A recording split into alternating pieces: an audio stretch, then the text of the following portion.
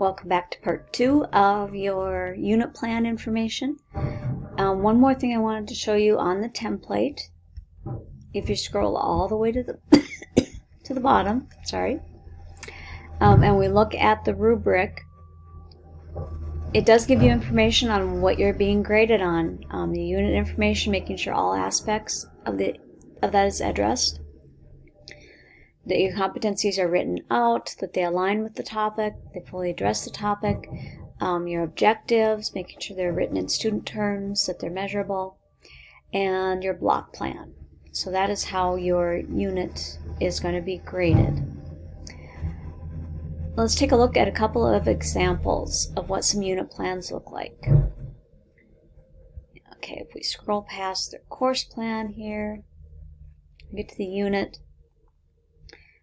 Parent simulation describes what they're, why they're putting that unit exactly where it is. Listed several standards, wrote them out, and as you can see, they're pretty much going to be from several different areas. It's going to be pretty rare that they're only from one main area. You can tell that by the number, the first number that is written there. And then the objectives, just some objectives that she wants her students to meet by the end of the unit, and an example of what that block plan might look like.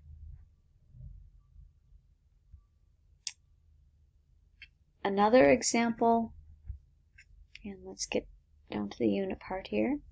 Title of the unit is Parenting for this one, and she describes why she put that unit where she did. Standards, again, organized a little bit differently. Make sure you have all three numbers. She organized it at 15.1, and then what standards under 15.1, what standards under 15.2, etc. Unit objectives. Lots of good action words: explain, identify, evaluate, list, evaluate, give, identify, analyze. Not using the words know, understand, comprehend. Instead, you're kind of describing what you want them to be able to do with that information that they might know or understand. And block plan. It would be a good idea to leave some time at the end, like for session 10, for the last class period, to have time. You will have to be writing a final assessment of some sort, and so you want to make sure that you do leave some time for that as well. And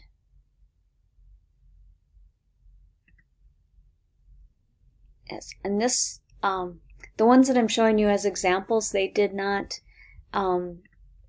have to have the STEM or academic area on there. That's just something I added in the last couple of years here. But let's say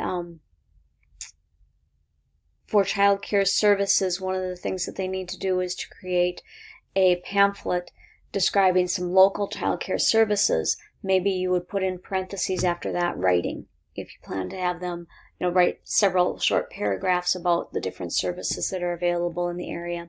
You would put writing behind that in parentheses to identify that that is going to be your core academic area that you're going to put into your unit.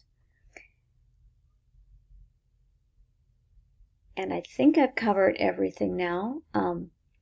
Make sure that you let me know if you have any questions. Come to class with a draft of those four portions. Have that draft as complete as possible.